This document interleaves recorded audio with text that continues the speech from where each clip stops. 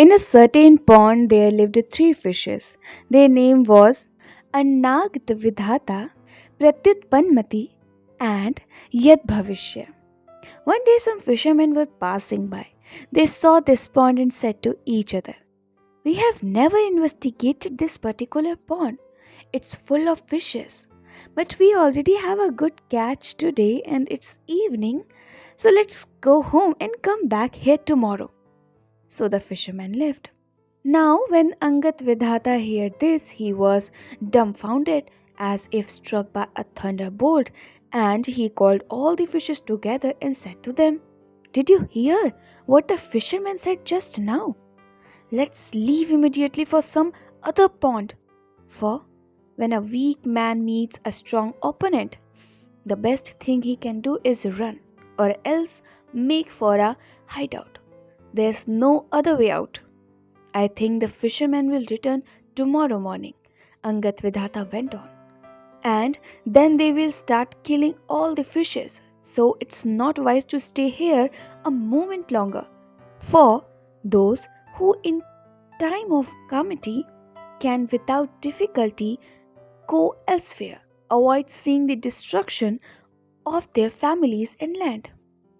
When Pratyupannamati heard this, he said, "You are right. Let us go somewhere else." But Yadbhavishya laughed loudly and said, "Oh, I don't agree with you. Would it be right to give up this pond that belonged to our forefathers just because of the talk of fishermen? And in any case, if it's time for us to die, death will certainly not spare us, wherever we are. For a man whom fortune smiles on, though unprotected, eludes destruction. But the man with luck against him is done for even though he be well protected." Yet Bhavishya continued, "So I wouldn't come with you. Do as you think best." When Angat Vidhata heard his decision, he left the lake immediately with his family. Next morning, Early next morning, Pratyutpannamati saw the fisherman coming in the distance, and he too left the lake with his family. The fishermen arrived at the lake, threw their nets, and caught all the fishes, including Yadbhavishya, and they all died.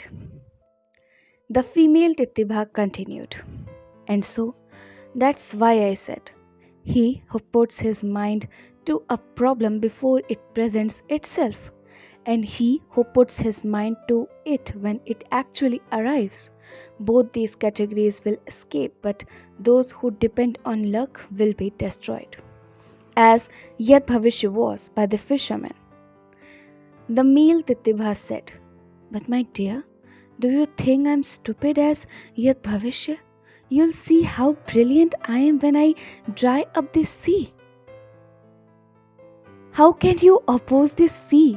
retorted the female Titibha, "for they say, when a weakling gets angry, he hurts only himself, and he who attacks an enemy without knowing his strength will be destroyed like the moth in fire." The male Titibha said, "But my dear, don't talk like that. Even when you are small, if you are zealous, you can overcome even the strongest opponents. As they say, an elephant can be brought under control by a goat. Well, is a goat as big as an elephant? When a lamp is lightened, the darkness disappears. Well, is the lamp as big as the darkness?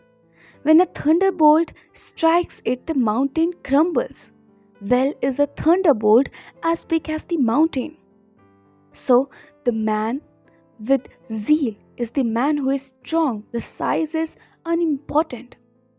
The male Titibha continued, "And so I shall dry up the whole sea by sucking it up in my beak." His wife said, "My dear fellow, how could you suck up the sea when the Sindhu and the Ganga, along with hundreds of other rivers, flow into it? What's the good of babbling?" The male Titibha said, "My dear, my beak is as solid as iron. Why can't I suck up the sea if I work day and night at it? And until a man puts some effort into what he is doing, he does not succeed. The female said, My dear, if you really want to quarrel with the sea, then send a message to some of the other birds and do this with their help. For small, insignificant things united become unconquerable. Thin blades of grass woven into a thick rope can tie up an elephant.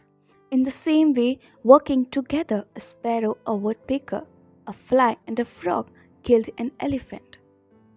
The male Titibha asked, How was that? And his wife told him. And I'll tell you in my next video. Till then, keep listening beautiful stories and keep smiling.